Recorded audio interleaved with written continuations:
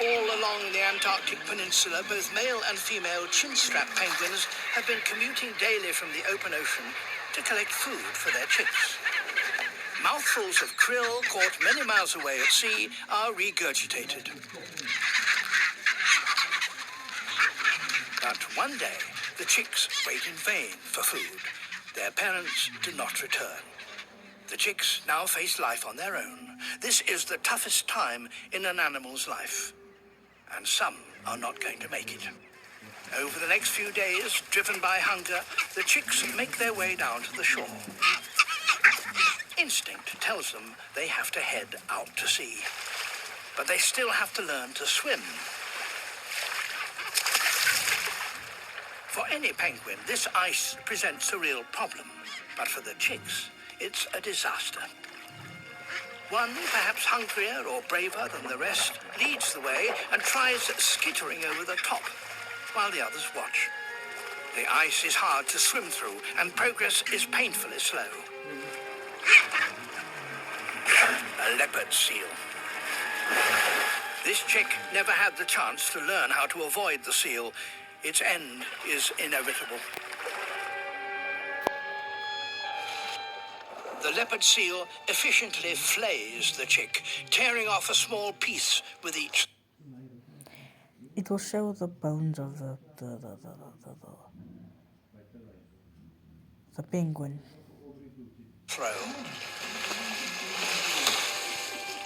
Others take their chance.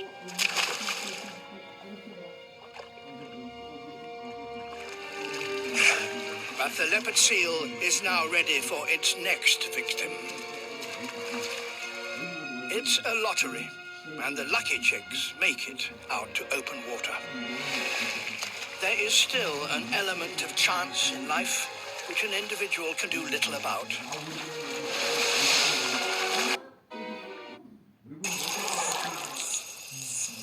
The praying mantis has a 360-degree vision, but it hasn't seen the danger that is now approaching.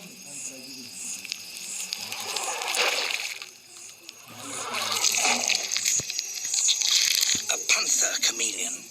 Every part of its body has become specialized for a life of stealth among the branches. Its toes have become grasping pincers. Its eyes rotate so it can look in all directions. Its skin can change color for camouflage or to signal emotions. The chameleon body is concealed from both predator and prey, so it can launch a surprise attack. The tongue is like a missile, aimed at its prey's head to neutralize its defenses.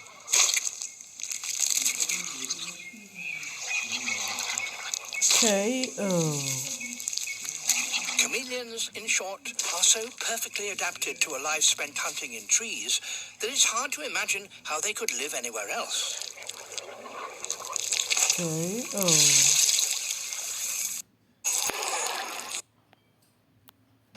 These are crab-eater seals.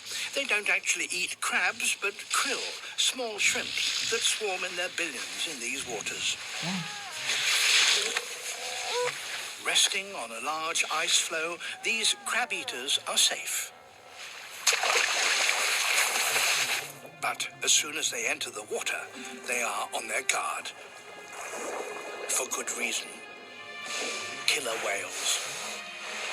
Here in Antarctica, many killer whales prey only on fish. But these whales are different. They specialize in hunting seals. This seal, swimming to open water, is unaware of the danger heading his way. Until now. He's in real trouble. There is no escape, unless he can hide behind this small piece of floating ice. But he's been spotted and surrounded.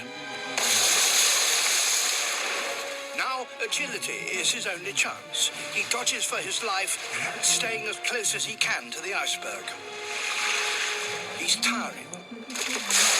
And the whales tighten the circle, going for the kill. In the end, The seal's determination and skill using the ice for protection kept him just out of reach. And the whales move on. Recently, it's been observed that killer whales are much more successful when hunting other types of seal.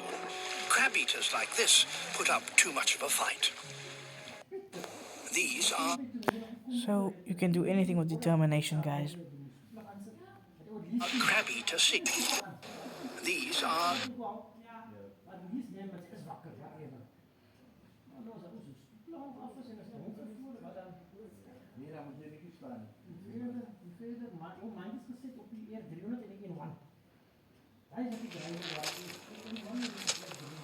A female land iguana, heavy with eggs, approaches the crater's rim. It took her 10 days to climb up here. But the toughest part of her journey is still ahead. She's going to descend into the crater itself. Frequent tremors make the crater walls unstable, but instinct drives her on. The warm volcanic ash on the crater floor has the perfect temperature for incubating her eggs. Any made last year have been destroyed by rock falls. The slope is steep and unstable. Tumbling rocks quickly become an avalanche. With the boulders falling down away from her, she's not in immediate danger. But behind her, higher up, 2 other females have also started the descent. And now she is in the firing line. Others before her haven't been so lucky. At last, after an 8-hour descent, she reaches the crater floor.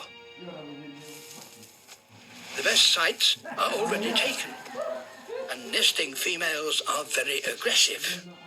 A nodding head means keep away, push off.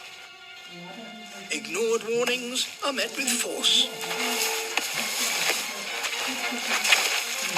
But she's come a long way, and she's not going to give up now.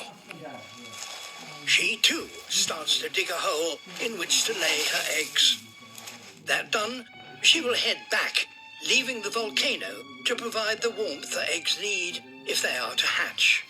Sometimes, of course, the volcano erupts and destroys not only eggs, but many nesting adults. But for the iguanas, the benefits of nesting in the crater are so great that it's worth all the risks.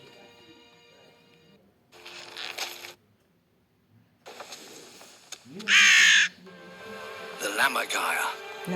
This youngster glides on air currents rising from the mountain slopes below. Man. His 9-foot wingspan can carry him hundreds of miles a day in search of animal carcasses with precious little effort. He watches out for other airborne scavengers like these griffon vultures. They lead him to some commotion on the cliffs and maybe the chance. The vultures quickly strip the carcass clean. It seems he's too late. But in fact, he's timed his arrival perfect. Parallel to his body to minimize drag, he soon reaches the perfect height. From here, he glides to a place he knows where he can deal with the bone, where there are giant rock slabs on the lip of an escarpment. The lammergeier. This youngster glides on air currents rising from the mountain slopes below. His 9-foot wingspan can carry him hundreds of miles a day in search of animal carcasses with precious little effort. He watches out for other airborne scavengers like these griffon vultures. They lead him to the red-billed tropic bird. Tropic bird. Short, pointed wings give it great maneuverability and speed. During the breeding season, these flying skills are tested to the limit with thieves. Magnificent frigate birds known as man-of-war birds patrol high above. This bro just skipped a lot of stuff, man. I know, he just skipped a bunch. But anyway, let's continue. Success. A favorite attack is from behind and at height. There goes the fish. Another victory. This tropic bird chick still awaits the return of its parent, who has yet to run the gauntlet of the pirates. He can just reach the cliffs, he'll be safe. He's made it, with his crop still full of fish. Red-billed life. The red-billed. Did you guys see the last frame? If you guys can pause it, or if I can just go there myself. Red-billed life. Red Bull alive? What?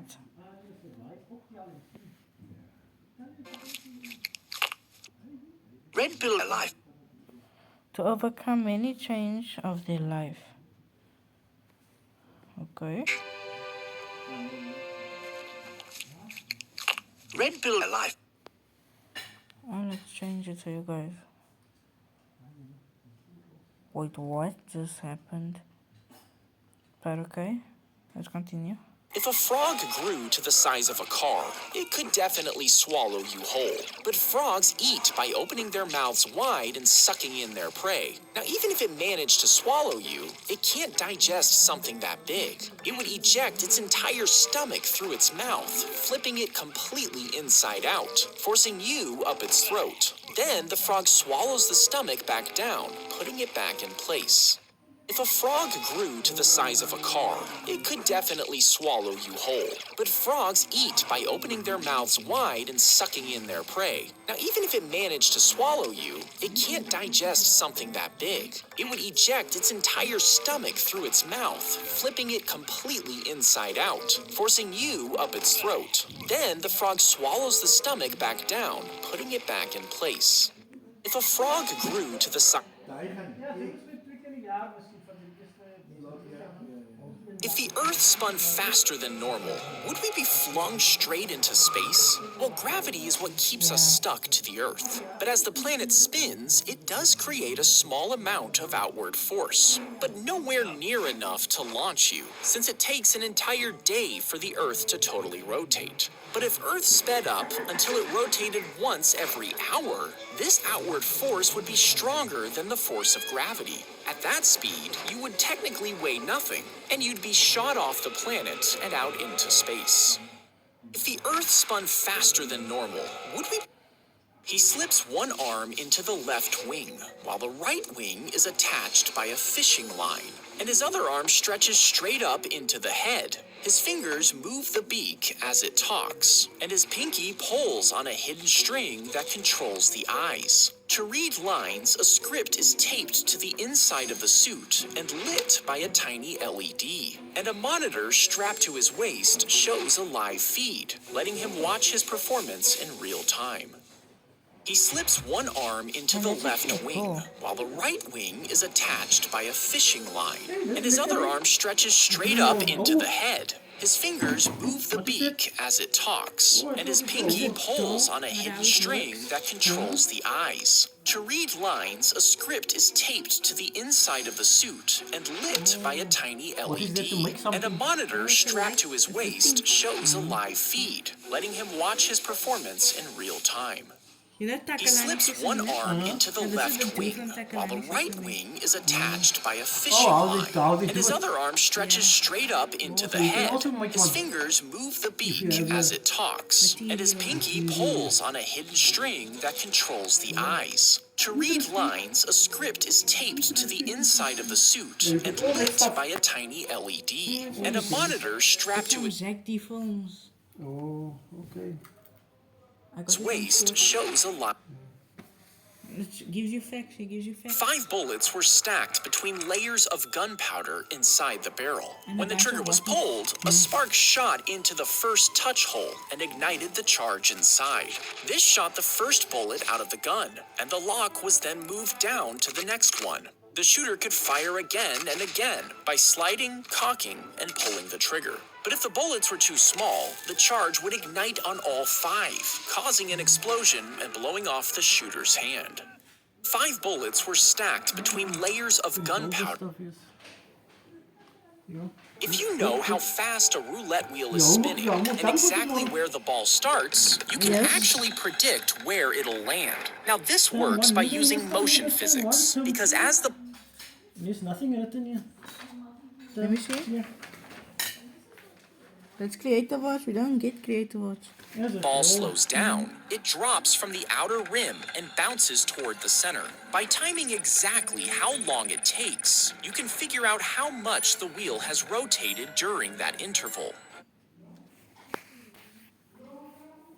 Sorry This for that. if you know how fast a roulette wheel is spinning and exactly where the ball starts, you can actually predict where it'll land. Now this works by using motion physics, because as the ball slows down, it drops from the outer rim and bounces toward the center. By timing exactly how long it takes, you can figure out how much the wheel has rotated during that interval. This lets you estimate which section of numbers will be under the ball when it lands. And scientists tested this, winning more than they lost. But casinos fight back, training dealers and watching for cheats.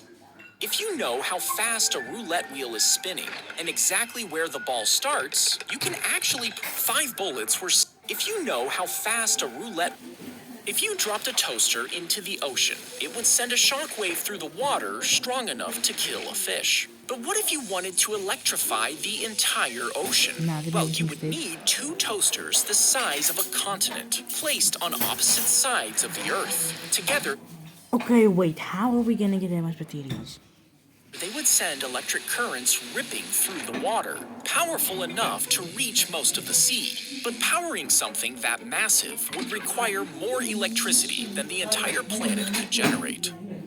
If you dropped a toaster into the ocean, it would send a shockwave through the water strong enough to kill a fish. But what if you wanted to electrify the entire... If you know how fast If you stand too close to a speeding train, a wall of air will slam into you. This happens because the train pushes the air in front of it as it reaches high speeds, forming an invisible wave. And as it rushes forward, it drags the air along the sides with it, creating suction that's strong enough to pull you forward. In just a second, it can drag you down onto the tracks and directly into its wheels. If you stand too Klinkt zo'n groot man, joh. Klinkt zo'n onderwijzer. The soldier's foot would collapse the top plate, pushing a metal firing pin downward. The pin then strikes a small detonator hidden inside the mine, and this ignites the main explosive packed just beneath your foot. The blast shoots straight upward, just strong enough to blow off your lower leg at the shin, where the bone is thinner and easier to sever. And because it was designed to injure, not kill, it slowed the entire unit down. The soldiers And die melding asked, what do you do in creative arts if you don't